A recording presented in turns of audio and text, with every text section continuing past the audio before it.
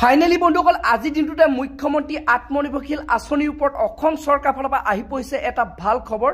তো আপোনালোক যিসকল লোকে আপোনালোক যোনটো মুখ্যমন্ত্ৰী আত্মনিৰ্ভৰশীল আঁচনিৰ কাৰণে আপোনালোকে আবেদন কৰিছিলে, তো আবেদন কৰাৰ পাছত আপোনালোকে ইমান দিনে অপেক্ষা কৰি আছিলে যে আপোনালোকে চৰকাৰে সেই টকাটো কেতিয়া দিব। বৰ্তমান অসম চৰকাৰ ফালৰ পৰা মুখ্যমন্ত্ৰী ডাঙৰীয়াই আজি ঘোষণা কৰিলে কোনটো মাহৰ কোনটো তাৰিখত সেইসকল লোকক এই টকাটো দিয়া হ'ব। তো বন্ধুসকল আপোনালোকে প্ৰথম কোনসকল লোকে লাভ কৰিব আৰু কোনসকল লোকে এই টকাটো নাপাব, তো তাৰ ওপৰত মুখ্যমন্ত্ৰীয়ে এটা বৃহৎ ঘোষণা কৰিছে।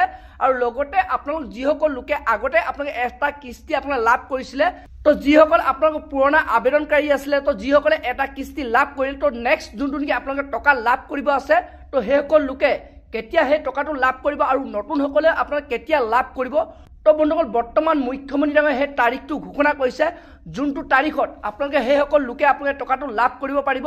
তো বন্ধুসকল আপোনালোকে সেইটো কাৰণে ভিডিঅ'টো একেবাৰে স্কিপ নকৰাকৈ আপোনালোকে চাই থাকিব। আৰু লগতে যদি আপোনালোকে মোৰ চেনেলটো নতুনকৈ ভিজিট কৰিছে, চেনেলটো লাইক এটা কৰিব, পাৰিলে ছাবস্ক্ৰাইব এটা কৰিব, লগতে আপোনালোকে বেল আইকনটো অন কৰি দিব।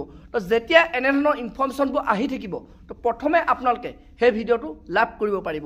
তো বলক বন্ধুসকল আপোনালোকক মই এতিয়া দেখুৱাইছোঁ কোনটো মাহত আপোনালোকে সেই যোনটো নেকি মুখ্যমন্ত্ৰী আত্মনিৰ্ভৰশীল আঁচনি টকাটো লাভ কৰিব। তো তাৰ ওপৰত মুখ্যমন্ত্ৰী ডাঙৰীয়াই কি ঘোষণা কৰিছে, তো বলক এতিয়া আপোনালোকক মই দেখুৱাই আছোঁ। মুখ্যমন্ত্ৰীৰ আত্মনিৰ্ভৰ অভিযান আমি 1 লাখ টকাকৈ 25,000 যুৱক যুৱতীক দিছিলোঁ। এইবাৰ অক্টোবৰত আমি তেওঁলোকক ছেকেণ্ড ইনষ্টলমেণ্টটো দিম। যিসকলে বাইক টাইক কিনি ল'লে তেওঁলোকে নাপাব, যিসকলে সফল ব্যৱসায় কৰিছে তেওঁলোকক আমি আৰু 1 লাখ দিম। অতিৰিক্তকৈ আৰু 75,000 যুৱক যুৱতীক আমি 1 লাখকৈ টকা দিম।